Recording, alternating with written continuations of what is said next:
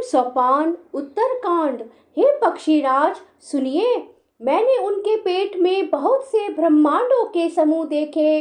वहां उन ब्रह्मांडों में अनेकों विचित्र लोक थे, जिनकी रचना एक से एक की बढ़कर थी। करोड़ों ब्रह्मा जी और शिव जी, अनगिनत तारागण, सूर्य और चंद्रमा, अनगिनत लोकपाल, यम और काल, अनगिनत विशाल पर्वत और भूमि, असंख्य समुद्र, नदी, तालाब और वन तथा और भी नाना प्रकार की सृष्टि का विस्तार देखा। देवता, मुनि, सिद्ध, नाग, मनुष्य, किन्नर तथा चारों प्रकार के जड़ और चेतन जीव देखे, जो कभी न देखा था, न सुना था और जो मन में भी नहीं समा सकता था, अर्थात जिसकी कल्पना भी नहीं की जा सकती थी। वही सब अद्भुत सृष्टि मैंने देखी। तब उसका किस प्रकार वर्णन किया जाए। मैं एक एक ब्रह्मांड में एक एक 100 वर्ष तक रहता। इस प्रकार मैं अनेकों ब्रह्मांड देखता फिरा।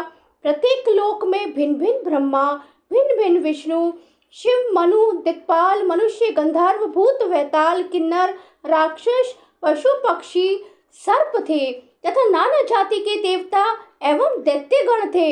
सभी जीव वहां दूसरे ही प्रकार के थे। अनेक पृथ्वी, नदी, समुद्र, तालाब, पर्वत तथा सब सृष्टि वहां दूसरी प्रकार की थी। प्रत्येक ब्रह्मांड में मैंने अपना रूप देखा तथा अनेकों अनुपम वस्तुएं देखी। प्रत्येक भुवन में न्यारी ही अवधपुरी, भिन्न ही सरयू जी और भिन्न ही प्रकार के नर नारी थे। हे तात सुनिए, दशरथ जी, कौशल्या जी और भरत जी आदि भाई भी भिन्न भिन्न रूपों के थे।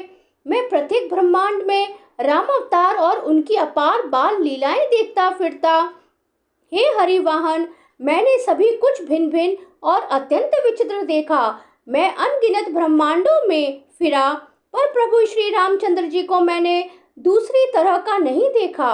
सर्वत्र वही शिशुपन, वही शोभा और वही कृपालु श्री रघुवीर। इस प्रकार मोह रूपी पवन की प्रेरणा से मैं भुवन भुवन में देखता फिरता था। अनेकों ब्रह्मांडों में भटकते मुझे मानो 100 कल्प बीत गए। फिरता फिरता मैं अपने आश्रम में आया और कुछ काल वहां रहकर बिताया। फिर जब अपने प्रभु का अवधपुरी में जन्म अवतार सुन पाया, तब प्रेम से परिपूर्ण होकर मैं हर्षपूर्वक उठ दौड़ा। जाकर मैंने जन्म महोत्सव देखा, जिस प्रकार मैं पहले वर्णन कर चुका हूँ। श्री रामचंद्र जी के पेट में मैंने बहुत से जगत देखे, जो देखते ही बनते थे, वर्णन नहीं किए जा सकते। वहां फिर मैंने सुजान माया के स्वामी कृपालु भगवान श्री राम को देखा। मैं बार बार विचार करता था, मेरी बुद्धि मोह रूपी कीचड़ से व्याप्त थी। यह सब मैंने 2 ही घड़ी में देखा। मन में विशेष मोह होने से मैं थक गया। मुझे व्याकुल देखकर तब कृपालु श्री रघुवीर हंस दिए। हे धीर बुद्धि गरुड़ जी सुनिए। उनके हंसते ही मैं मुंह से बाहर आ गया। बोले जय सिया राम सिया।